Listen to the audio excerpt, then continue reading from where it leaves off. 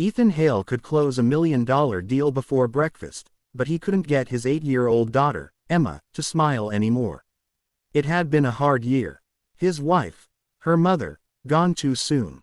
Emma's world had shrunk to a hospital bed and hushed conversations. Ethan tried to fill the silence with work because work was predictable. Work didn't break your heart. When the hospital finally cleared Emma to come home, Ethan did what he always did, called his assistant and said, "Find the best private nurse in the city." Money doesn't matter. And that's where everything went wrong. The doorbell rang on a rainy Monday morning. Ethan opened the door expecting a crisp, uniformed professional.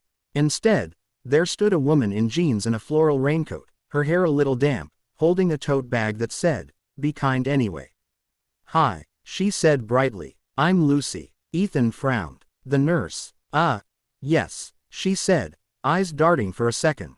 "Here for Emma." He didn't have time to question it. He had a board meeting in 20 minutes and a dozen missed calls. So he nodded, stepped aside, and let her in.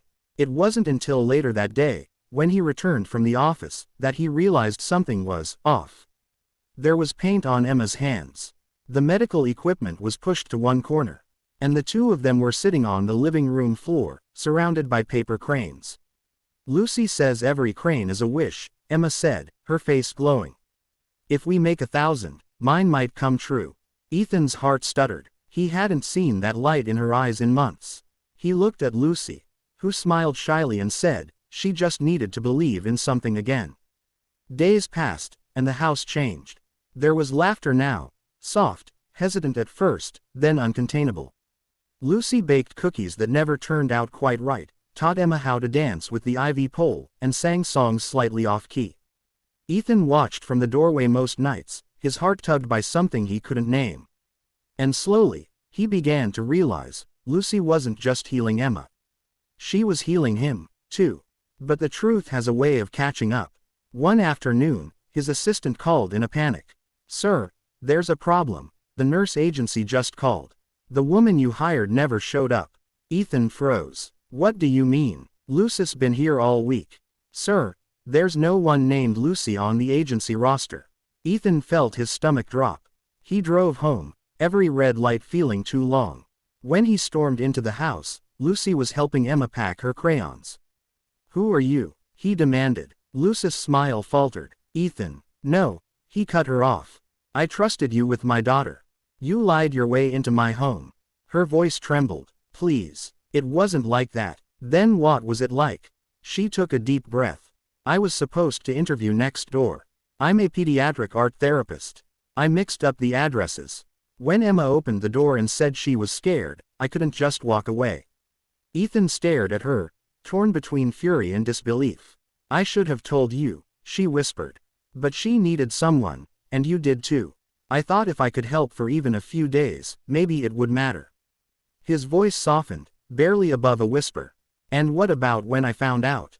I figured you'd fire me," she said, tears glistening in her eyes. But at least she'd have smiled again. Lucy left that night. The next morning, the house felt unbearably quiet.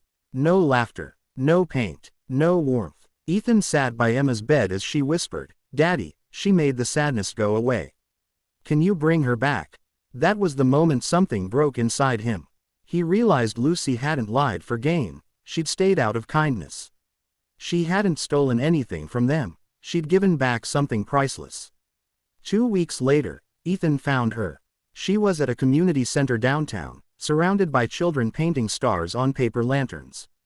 He stood in the doorway, watching her laugh, that same effortless light in her eyes. When she finally saw him, she froze. "I don't want to intrude," he said quietly. "I just came to say thank you." "You don't owe me that," she replied. "I do," he said. "You reminded my daughter what hope feels like. And me, what it means to live again." Lucy blinked, surprised. "Ethan." He stepped closer, his voice soft. "I thought I needed a nurse for Emma. Turns out, I needed someone who understood that healing doesn't always come from medicine." She smiled, small, hesitant. "And what do you need now?" He looked at her, really looked, and said, "Someone to stay." Months later, the house on Maple Drive was filled with laughter again, paper cranes hanging from the ceiling, Emma chasing the dog down the hall, and Lucis off-key singing floating through the air. Ethan often thought about how one wrong address had rewritten their lives. Sometimes, life doesn't give you what you ask for, it gives you what you need. And in that house, where loss had once lived, kindness had come knocking, disguised as a mistake, but really, it was destiny.